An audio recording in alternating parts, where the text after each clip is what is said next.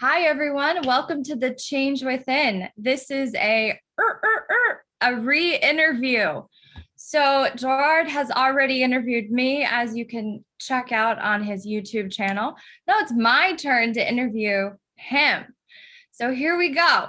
I'm really excited to get to know you on a deeper level, and let's get right into it. You've made the So my transition of your introductions even more seamless than mine. I think this is a takeover on your end. You're not even telling me about it. Just kidding. Taking over the change within, Alicia Fawcett. There we go. All right. Here we go. So I want to get to know you a little bit more. You ask everyone questions about our lives, our past, our journeys, how we got to the career we got to. And so it's time to ask you, putting you on the spot here. So I would like to know a little bit more. What was your childhood like growing up? Well, way to remix the interview on that one. So my childhood in Staten Island was very quintessential of what you would expect from an Italian family, especially on Sundays, one meal at a time. Everything was always good by the hands, especially with the type of pasta that we had on the table. Also, Ooh. something that a lot of people don't know about me is I actually used to play a lot of sports. Does it play its relevance for today? Absolutely not. Was I good at sports? Absolutely not. However, I did love playing sports, and one thing that carried my traits going forward, I loved getting along with anybody. That's always something that's meant a lot to me, whether the person was playing on my team or whether they were playing against me. I always tried to make friendships and relationships out of everything on that. And I'm one of those people, I'm very unassuming. People don't expect me to do like certain things. So I kind of like carry that realm in playing music or whatever the case may be, just like getting involved with like rap stuff, like especially when I was a little bit older.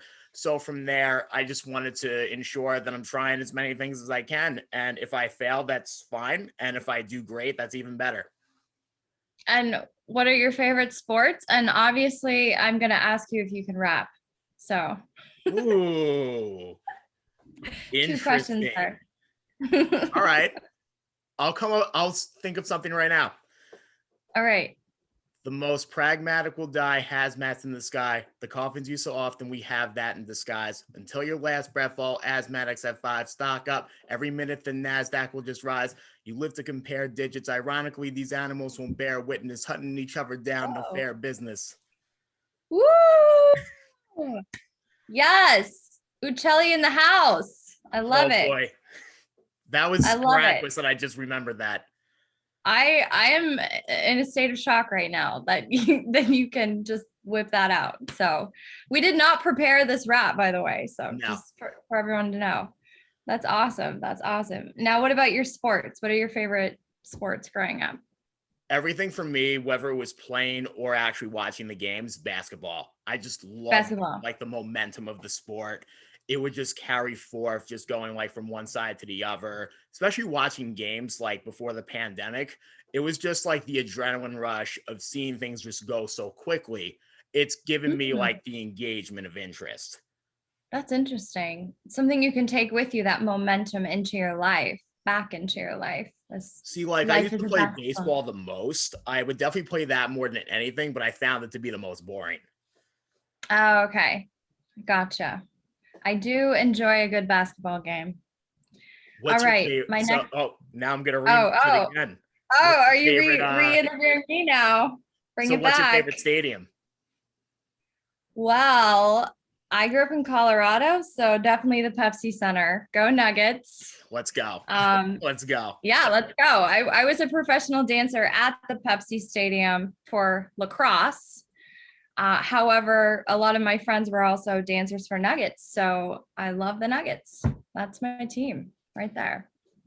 No, that's really cool. Um, no, okay, now it's your turn. Tell me your favorite sports team.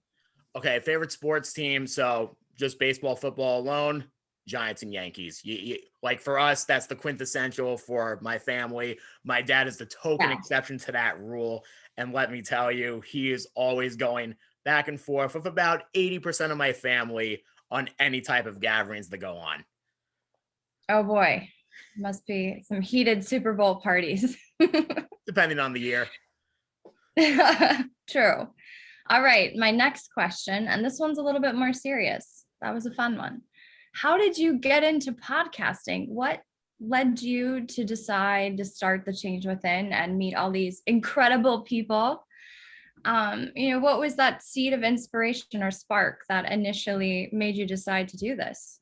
So back when I was in college, I actually pushed myself to do journalism because I was a very shy kid in a lot of ways growing up. Because I would express it through, like, if I had any talent for anything, I would express it through that, but I was afraid to carry myself forward. So doing journalism in college was the first glimpse of opportunity where I had to push myself to be in front of the camera, feeling comfortable to be interviewing like different celebrities at the point. And then just going from there, I was building contacts through LinkedIn. And right now on LinkedIn, just within a span of 10 years, I have about 9,500 contacts. So from there, in my years of fundraising, just fast forwarding a little bit, I've met a lot of people in so many different scenarios. So when I did my first podcast called Collective Podcast, which is about 3 years ago, I started to get a little bit of that reattachment of asking some of the questions that I do today, but in a different setting and for a different perspective. Now that I fast forwarded a little bit with the Change Within, as my first podcast was kind of going more on the route of pop culture and things of that sort, I wanted to evolve my sense of relationships and seeing how I could get to know people.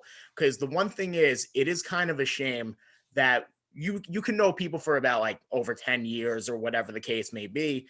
And what's shameful about that is you may not even know half of what you're capable of knowing about them just based on the essence of time. So this is a platform of opportunity for me to get to know people in a more personable way. Oh, that's really nice. That's a good point to bring up, and asking the right questions to people that you're around, and you can learn so much more about them and in depth. So what is the most important thing that you've learned from interviewing all of your friends and thought leaders and industries? What is one thing that you've taken away from this experience so far? I'll say this for somebody like me who's asking all these different types of questions. I always like to give thought into any person that I ask my questions to. So, something that I've never told anybody about how I strategize this podcast is I come up with something called the sandwich strategy. So, how it works is my first and last questions are two sides of the bread. So, my first question's the same, and my last question's the same.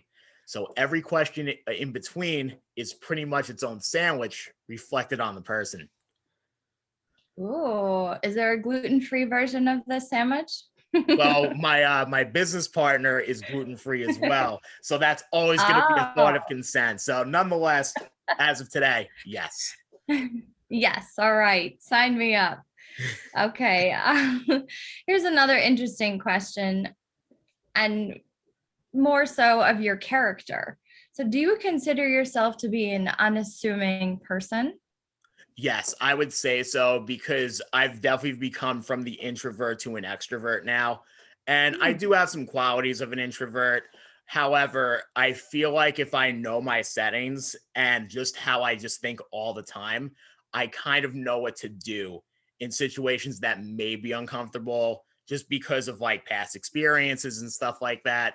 So if there's a chance where I could either impress someone in the moment or get myself a little bit more involved with the crowd in quotations of like who's within like the setting, whether I'm at like a bar or anything like that. I like to do things to build stories. That's pretty much what I'm trying to say.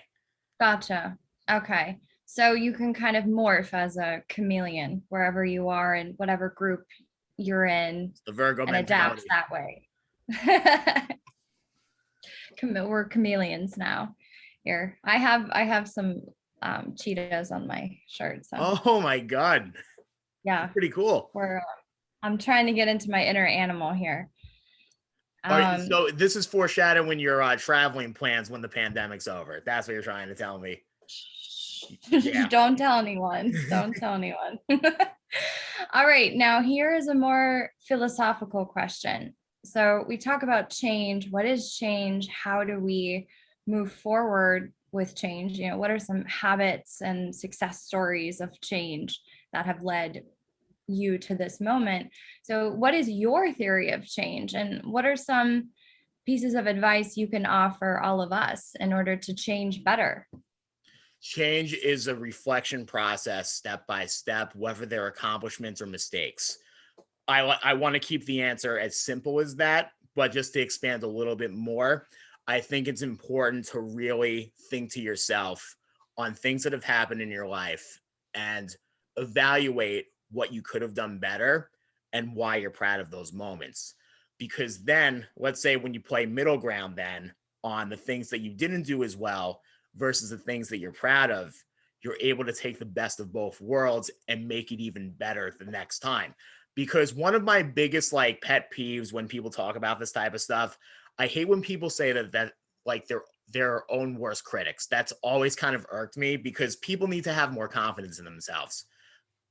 That's just the way that I think on that. No, I totally agree. What are some ways that we can build confidence in ourselves to tell ourselves in the morning, you can do this when you wake up? What are some For habits or me, things you've I'll adopted? tell you this much. Like, I always think to myself how grateful I am to be living every day.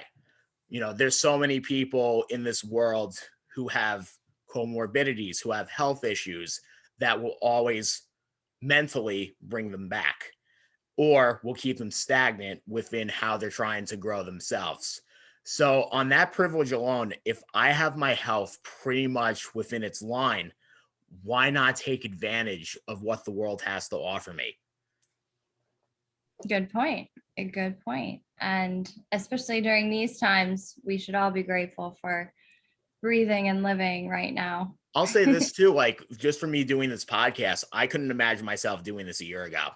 Just based on like what my old lifestyle was, working in the fundraising field and giving myself enough time to commit to something like this wouldn't even be in my thought process.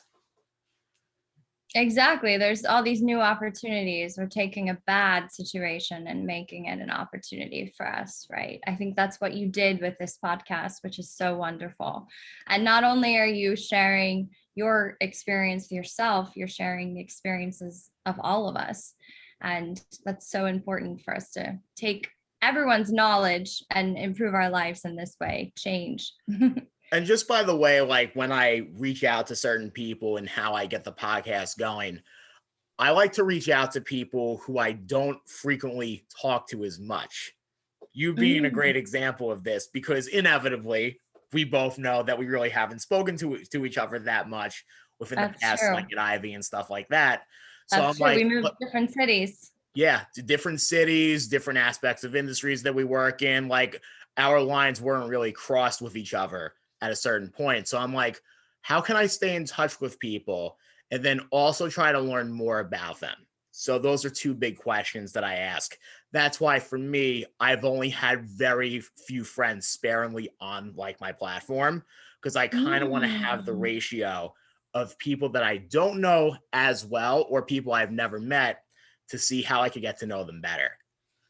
That's so interesting. And there's also that space when you know you meet someone, you like them, and you want to get to that next step and really getting to know them. There's that kind of space right there, and you're trying to figure out what are the questions I should ask in order to really understand this person to move our friendship there. So we're kind of in this stage, right? We're in between the I've met you and I really want to know you stage. That's really wonderful. And just the final point on this, like just on the setting of on my old podcast, when I was working on that one, it was pretty much the same caliber of 5 to 7 guests who have frequented our platform, which is fine. But then you get to a point where what else can you talk about?